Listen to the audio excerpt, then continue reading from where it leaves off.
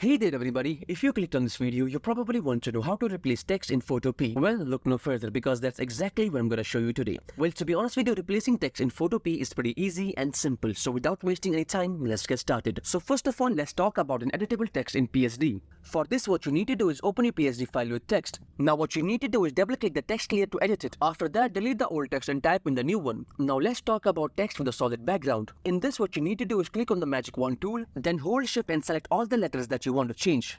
Then after that, go to select, then modify, then expand and add 1 or 2 pixels. Then go to edit and then fill. Now choose content aware fill and click on OK. Now what this will do is create new textures based on your background. Use the spot healing brush tool to fix any imperfection. Now let's talk about simply adding a new text. In this, what you need to do is simply add a new text layer and type your new text. And then choose a font that suits you well. And then in the next and final step, position the text where you want it and then save your work. And that's pretty much all about how you can replace text in Photopea. I hope this video helped you. Thank you for watching. See you in the next one.